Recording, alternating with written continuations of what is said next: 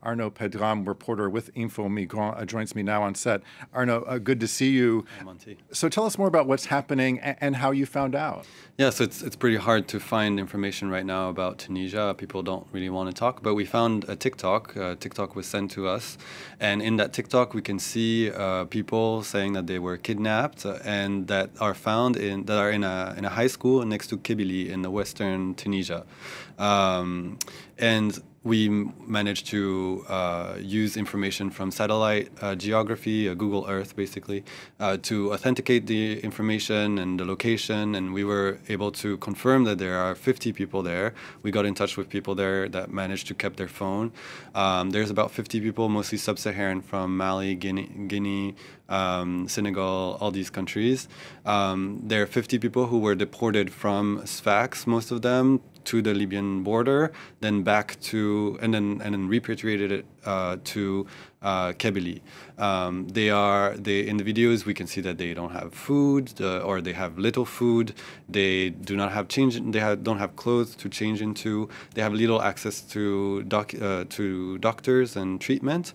And we can even see in one of the videos that a woman who's diabetic is in stress, in shock, is struggling with her disease.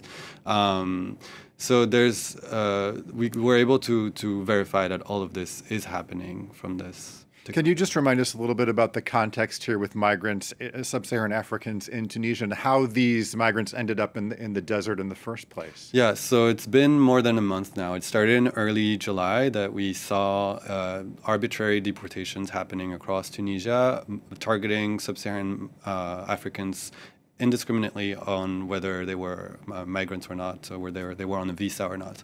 One of our sources that's in that high school that's being held up is a young woman, 23-year-old woman, who was a student, who is a student at Sfax, was supposed to start school in a few months, and at 4 a.m. on July 3rd,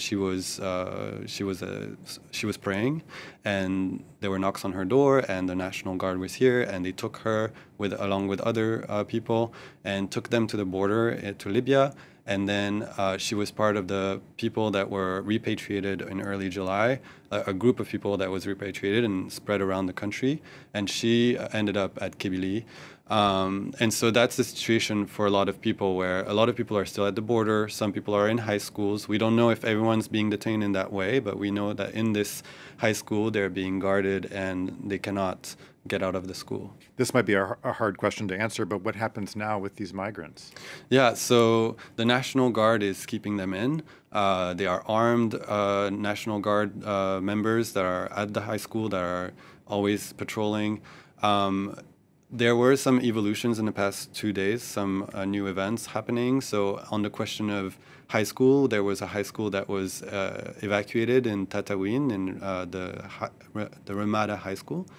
And then on the question of the desert, there are still people that are stranded at the desert, but there was an agreement between Libya and Tunisia to repatriate some of the migrants to Tunisia, some of the migrants to Libya, which also puts a lot of questions on what's going to happen to those people repatriated in Libya, because they were in Tunisia, and we know what the situation is in Libya right now.